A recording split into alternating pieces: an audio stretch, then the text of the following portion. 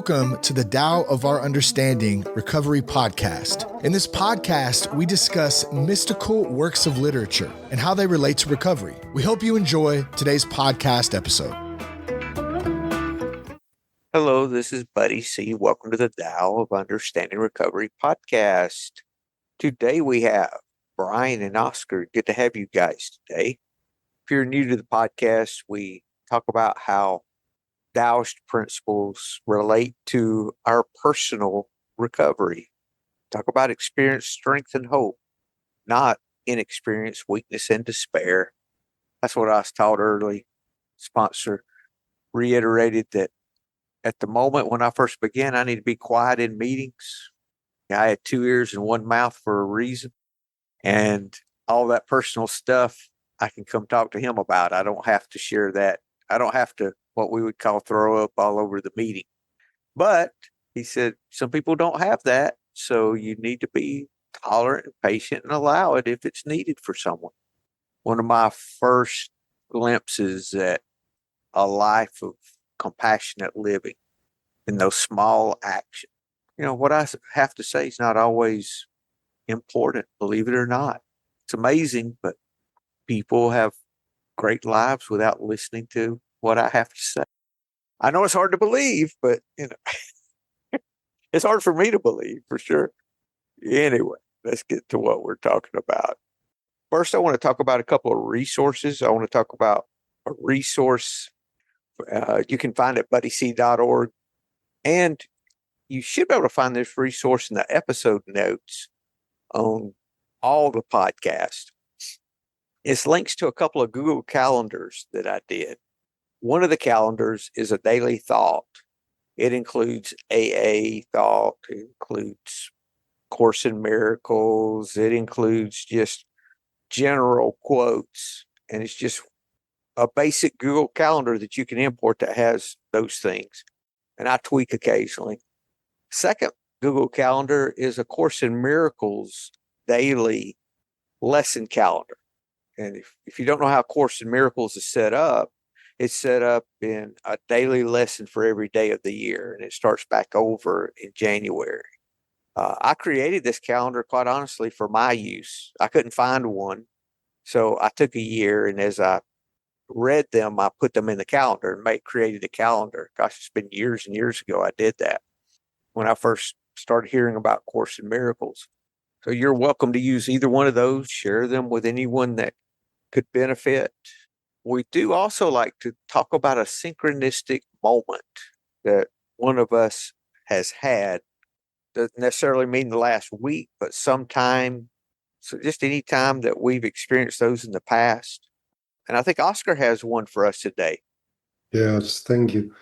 Yeah, I was kind of alert on this since last week because the last weeks I couldn't remember anything of synchronicity, and I thought that can't be true. It can't be true that they are not there. And then, so on last Sunday, I thought, okay, I'm gonna watch it. And then on Monday started a huge ego storm this week, where everything in my soul shouted to go one direction, which is the direction of destruction. In my case, it's always anger and resentment and fear, and in the end, I'm going to pick up. So I know this. So I also knew I had to surrender, but with an ego storm, sometimes it takes a couple of days. And during those days, I got so many messages in shares in meetings where people shared exactly the thing I needed to hear. So when my ego wants to go to the right, the share is saying, go to the left. And the same happened with podcasts, algorithm of Spotify. So it's podcast you get without asking for it. They were exactly the right thing. Messages I got from people who didn't know I was in this storm, who helped enormously. Songs. I had a couple of songs that I thought, wow, it's going this way. Okay. And of course, also A Course in Miracles, because I've still followed daily lessons That's kind of, they are always right. So whatever state you are, they are always a synchronicity. But I really had a lot of them. And today I realized, my God, it's actually one big synchronicity. Everything fits together as one thing, and it's all helping and supporting to go, in my case, to go the direction of acceptance, forgiveness, and surrender. And on Monday, I knew I had to surrender, but my ego didn't want to. And then during the week, so slowly, I surrendered everything. And I guess the storm is gone now. So I'm happy for that. But it was a really amazing experience in synchronicity this week. Thanks. Thanks, Oscar. It's like we're presented, if we're presented, if a problem shows itself within us, the support to surrender the problem is there for us too. We're not doing this alone, in other words. That's what I got from your share. Yeah, that's what I felt, really very close and a really intimate feeling of a higher power. That's how I experience it too. I also forgot we in some meetings we read big book paragraphs. They were exactly right. It's really amazing. Thank you, Oscar. So when I'm having one of those little poop storms, I need to just take a step back and look and see what's there to support me through it. Brian? Buddy, I was thinking about that phrase, helping me do what I can't do for myself. Yes, exactly. It's a good practice to be able to learn to listen. Just that idea that I don't have all the solutions, right? No. Or, well, hold on. The idea that I don't have any of the solutions. There it is. Yeah. I was thinking about what I call my surrender board that I have in my closet, and one of the phrases on there is "I do not know." I do not know. Good one. Thank you, guys. All right, let's get to our story today. We'll be discussing a story from Thomas Merton's interpretation of the Chuang Tzu, found on page 80 in my version of the book, Action and Non-Action, pages 80 and 81. You can also order the book that I'm using at buddyc.org in the bookstore. Action and Non-Action. I'll just read.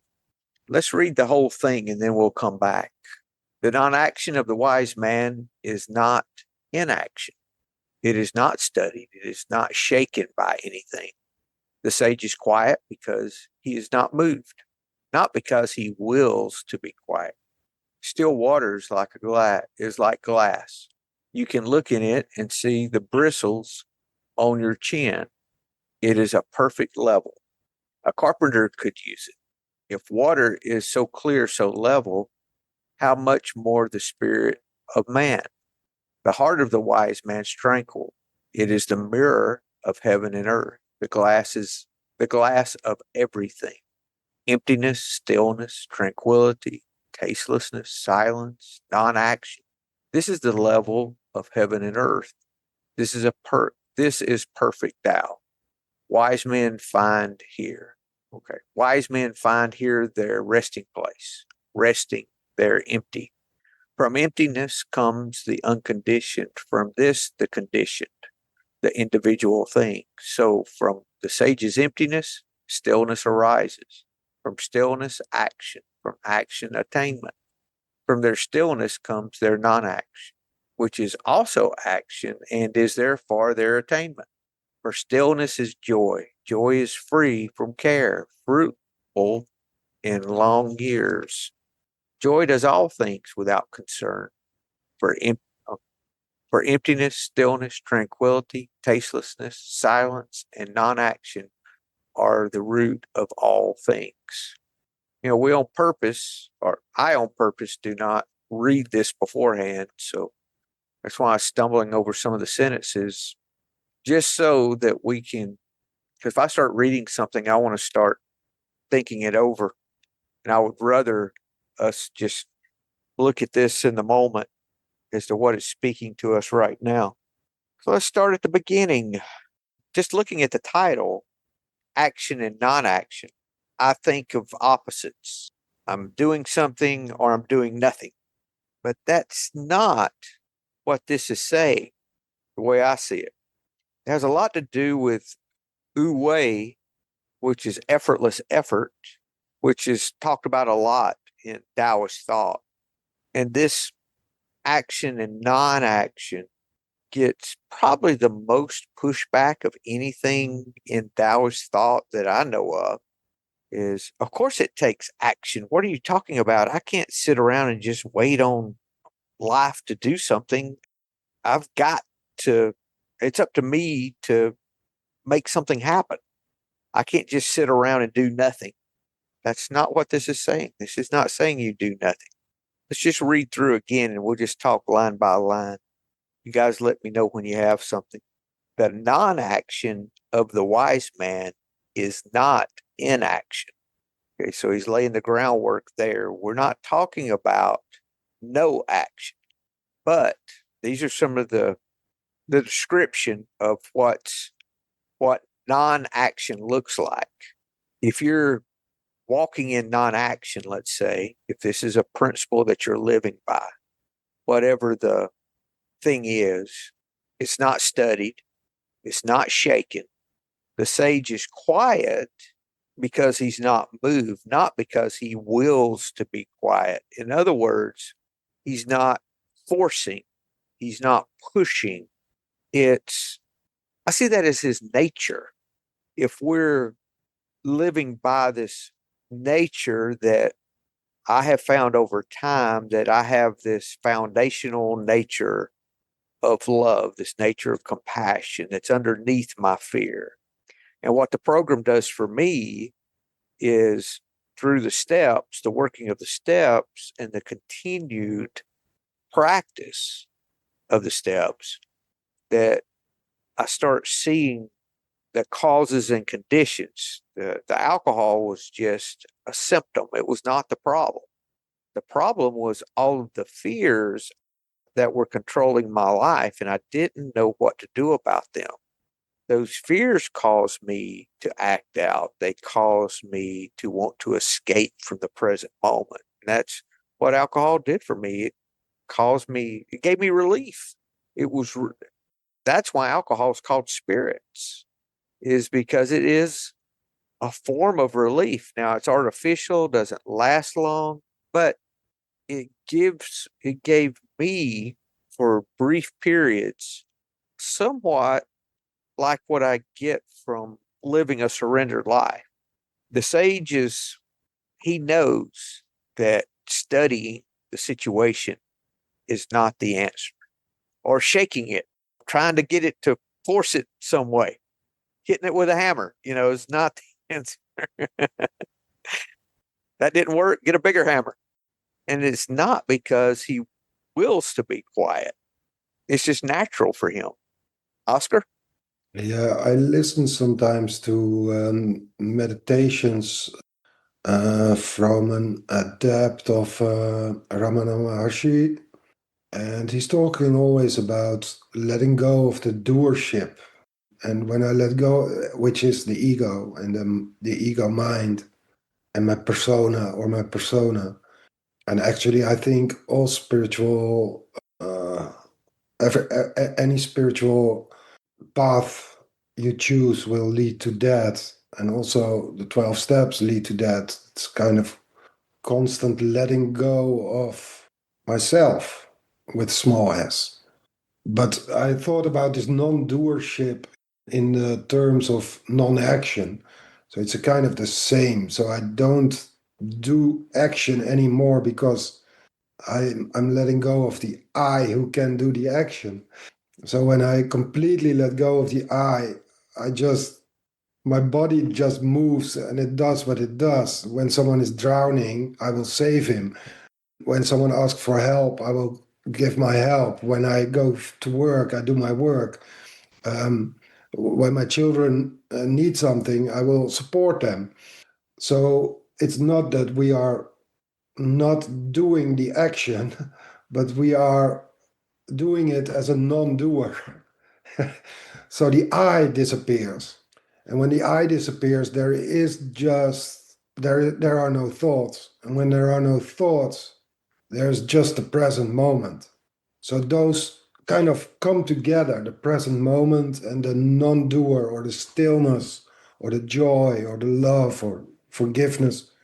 And there is a softness in this, which is really amazing. It's an amazing state of being which only will be disturbed by my thinking. And my thinking is immediately about me. And me, I am judging and seeing what position I have in the world, and searching for opposites to fight. So non-action is, in my experience, a kind of the same as non-identification with my story and just being. It's the natural state of being, right? You mentioned nature. It's a natural state of being. It's my consciousness, and in this consciousness, everything happens, and everything happens as it happens. So there is action, definitely, but there's no me who is doing the action. Thanks. Thank you, Oscar. I think we could call it the place of non-action. That kind of makes sense to me, or living in non-action. You could say it that way, because it really is a practice. It's a place of stillness that really shows me my part in what's going on without my push, my selfishness, my resentment, all of the things that I try to add to these situations. The small I, like you were talking about, Oscar. Now he starts talking about describing a little bit of what it's like to be in this place of non-action.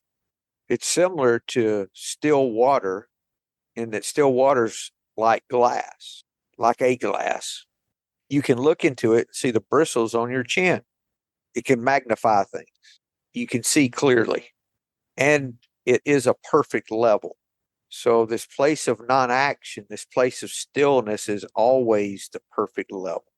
It's such a perfect level that a carpenter could use. I've actually done that before. When you're leveling something, put a glass of water half full and you can see when you have the thing level. If you don't have a level around you, it's very true. So this place of non-action is like that.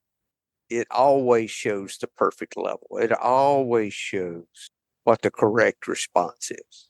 Brian? Isn't it interesting how all this water comes up all through these books? Whether it's flow like water, be level like water, be tranquil like water. For me, this comes down to when I'm either making things happen or I'm allowing things to happen. And allowing things to happen is not sitting back and just saying, well, I'm throwing my hands up. I'm just going to sit here and have a pity party and accept what I get. It's showing up fully with my best self, but it's just taking it as it comes. Probably letting go of fear, letting go of my ego in all caps. And we talk about ego a lot. The only defense ego has is fear. That's it. And fear, we see page 84 in the big book, talks about to watch for selfishness, dishonesty, resentment, and fear. But for me, I think that I can't just see fear. I see that what fear is producing, and it's always producing one of those three.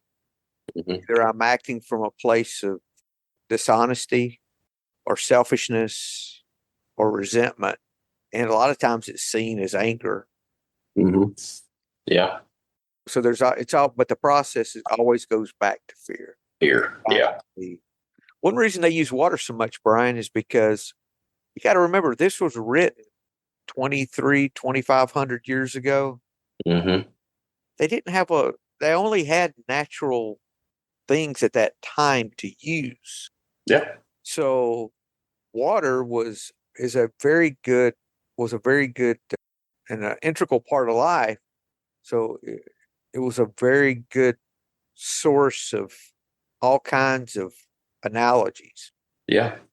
Water's also our example of how to love too, and the results of love in our life, which is what this is talking about is our compassionate nature, I think. Yeah. So when I'm walking in my compassionate nature, everything's balanced. I can see clearly. I don't just spout off in situations that I used to. People knowing my opinion is not always necessary like it used to be. All those things teach us to live in this place of stillness, this place of quiet that we realize from the 9 step promises that we realize God's doing for us what we couldn't do for ourselves. In other words, we realize it's happening and we don't even notice it happening because it's our nature. We're not obstructing our nature. Mm-hmm. If water is so clear, so level, how much more the spirit of man? Back to what we're talking about. Now he relates it on to the heart. The heart of the wise man's tranquil. It is the mirror of heaven and earth. Let's talk about that phrase for a minute. The mirror. That reminds me of the principle that I always get what I give. Can I respond without adding the small self to a situation? Defend with compassion is the most powerful force in the universe. When I defend, what does Course in Miracles say? When I defend, I'm inviting attack. That's coming from that place of self.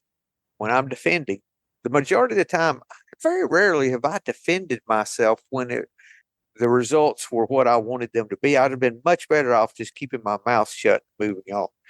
In hindsight, I've regretted defending myself the majority of the times in situations and things rather than just moving on. You couldn't have convinced me that in the moment, but Oscar? The mirror of heaven and earth. When my mind is not tranquil and it's messy and it's dark and it's full of sorrow and things like that, then that is the world that I see also. So the Yeah. world that I see is mirrored in my mind or by my mind, and I interpret it as a fact. So I have a judgment about the world, and the world will be dark and full of sorrow and problems because my mind is. But if I clear this mind and I make it clear and still as water and all those things and loving and compassionate, then that will be the world that I see because it's mirrored in my mind.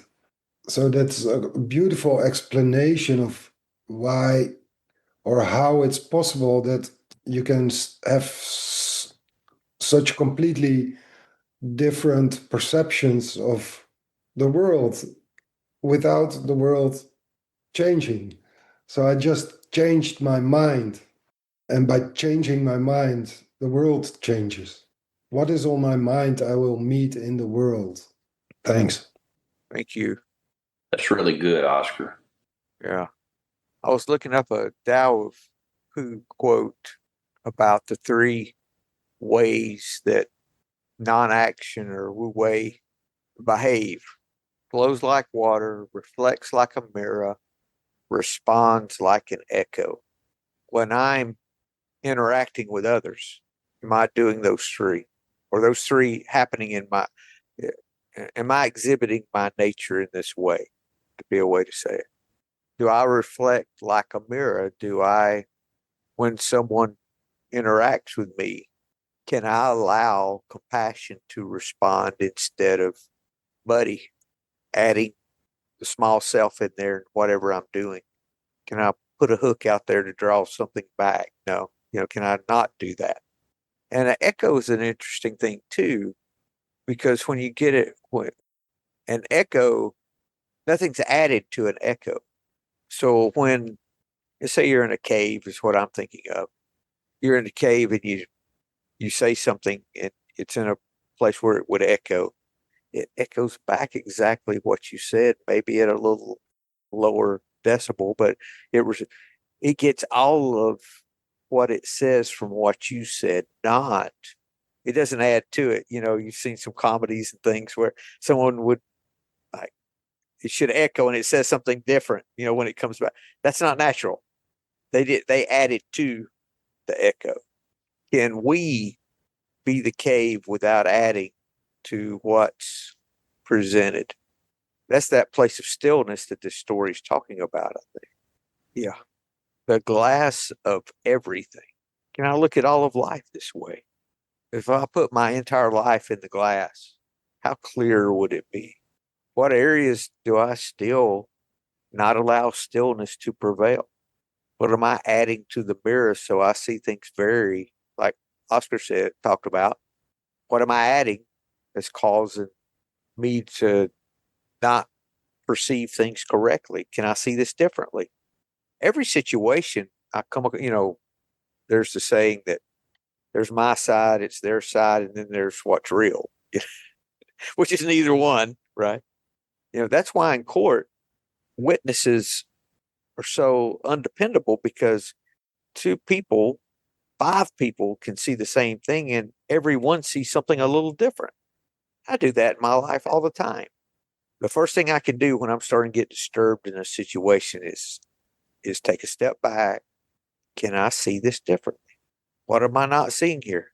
It's like when I used to buy houses, the first question I asked every time was, why am I seeing this fantastic deal? I'm not so special, but why is it? And I would have to answer that question first. If I couldn't find the answer, I couldn't move forward because there's something I'm missing. I have to know why, babe. It could be all kinds of things, reasons why. Oh, okay. Now I can see. If I can't answer it, there's a problem that I'm not seeing. Can I see the situation differently? Why is this situation disturbing me? What am I afraid of? If you want to get right down to it, if I'm not afraid, I think if all fear's gone, I would not be angry at all or disturbed. Doesn't mean that I don't take some action. I can take action without the inner disturbance.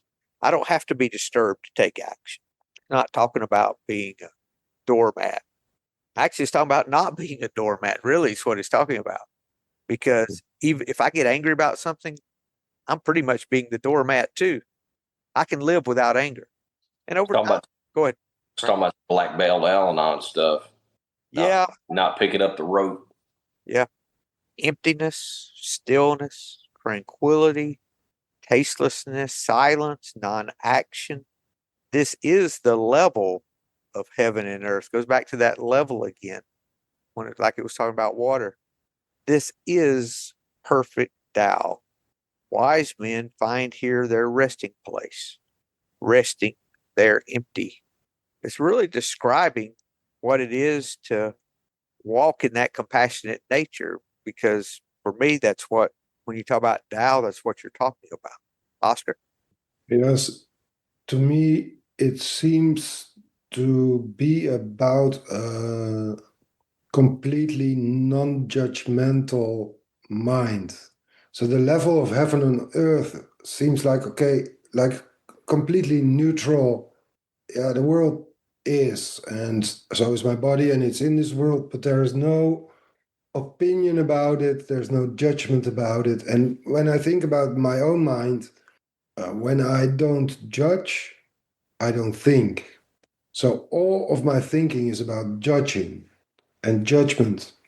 This is good, this is bad, this should happen, this should not happen. This is what I'm afraid of, this is what I like. So that's how my mind goes. But when I'm in emptiness, stillness, tranquility, tastelessness, silence, and non-action, then everything is okay. It's as it is. And I'm completely in the present moment, without judgment and without ego. And this is the perfect Tao. And that's where I find my resting place. So yeah, beautiful. Thanks. Oscar, what that does for me is this is pointing to acceptance. Yeah, it Because is. For me, it's the same. Yeah, acceptance, thankfulness, joy, love. But it's all the same thing. But acceptance is a huge tool, I think, in this. a tool to get there is what I'm saying. Yeah, yeah, And that's the part I think that recovery draws out is acceptance. Well, the big book says acceptance is the answer to all of my, not a few of my problems, all of my problems today. I believe that to be the case. I can only be empty, still, tranquil if I'm in a place of acceptance. And I've personally experienced that. And it's great in recovery that we have all these tools that we're given to get there that people outside of recovery don't usually have. We're reading a book in my Zen study group by Joko Beck, Nothing Special. And she follows the track of we have this drop of God within us, that a drop of love that is covered up by our fears. I'm paraphrasing what she says, but this is what she gets to. And how do we get rid of our fear? How do we get rid of our anger? And I believe, if I'm correct, if I remember correctly, that she puts everything back to fear too. And her way of doing it is just to allow yourself to experience long enough, and you'll start surrendering. It'll start dissipating for you. And we talk in the group about, we read portions beforehand and then talk about it in the meeting. But no tools like we get in AA, which are so wonderful. No, why don't you pray for the person that you're defending against? And you can do a prayer, you could do a Buddhist prayer for them. You could pray the Metta Sutra for them. May they be happy, may they the others. Could you just want someone to be happy? You don't have to have a God belief to do that. If you could just say, let's say I had a resentment against Oscar, if I could just say, I hope Oscar has a good day. That's doing it. Because if I had a resentment against Oscar, I'd want him to have a shitty day. I would not want him to have a good day. Adding a few more words in there. And I hope whoever I resent has a good day. That's the same thing. There's two phrases that actually come from Buddhist practices that I actually use for acceptance. The tools I use for acceptance are not the AA tools normally. Thank you for everything. I have no complaint whatsoever. And secondly, I would not change blank, whatever it is, even if I could. But it does the same thing that we learn in AA. We take the action, whether we believe it or not, whether we want it or not. And we'll discover that we start changing just from us taking the action. Our beliefs don't even have to change. We can believe that it's not going to work, but yet it works, not because we believe it. It works because we take the action. That brings me to a place of acceptance. And only then, when I'm in the present moment, not adding to or taking away, can I experience this stillness and tranquility that this story is talking about.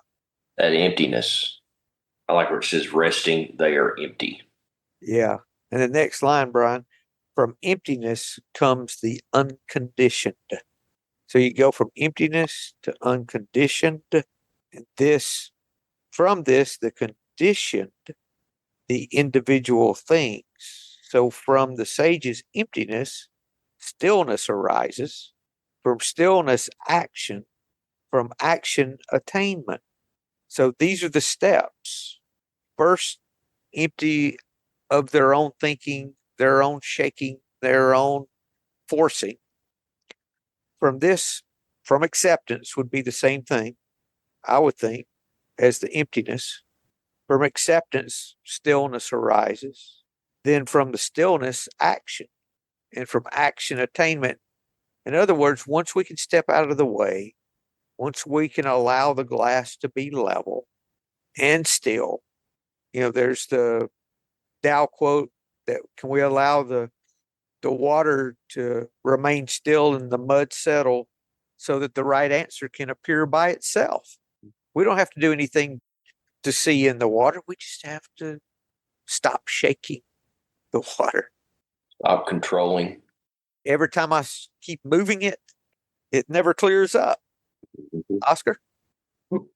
In Course in Miracles, there is a huge lesson, which is I sit and wait and do not judge.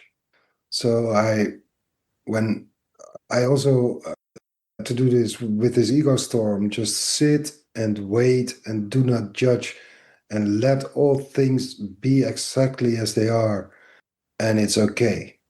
That's the same thing, I think, that we're talking about. That is acceptance, Oscar. Yeah. Because when I judge, what I'm really doing is it's dividing me against you. And what I realize with time is that mirror effect. When I judge you, I'm really judging myself every time. Thank you. So we see the path to attainment through action and attainment.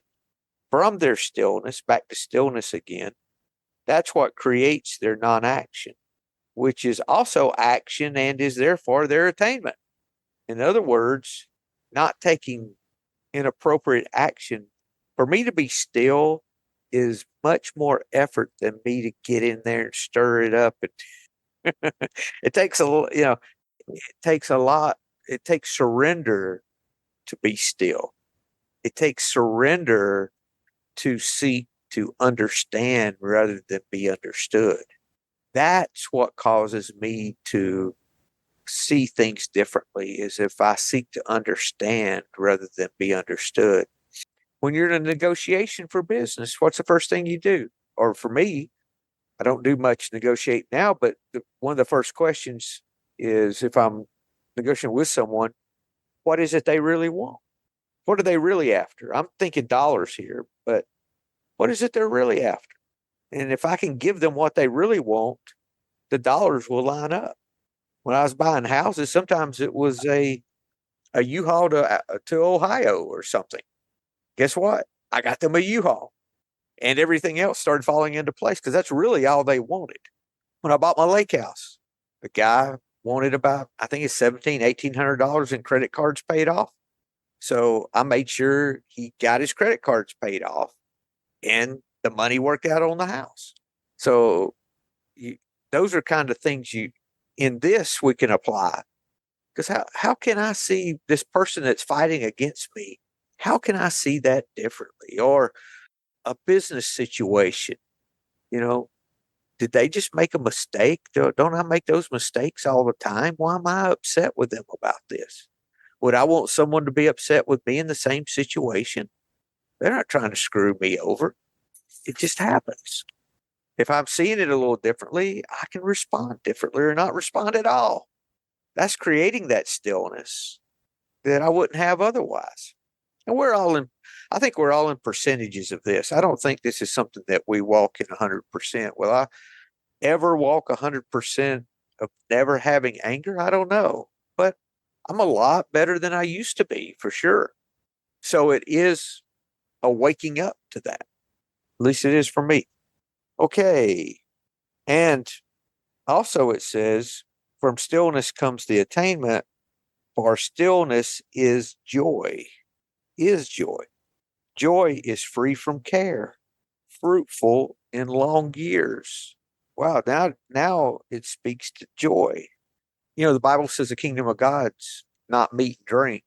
It's not the physical things, but it's righteousness, peace, and joy in the Holy Spirit. So joy is the outward result of peace, is the way I see it.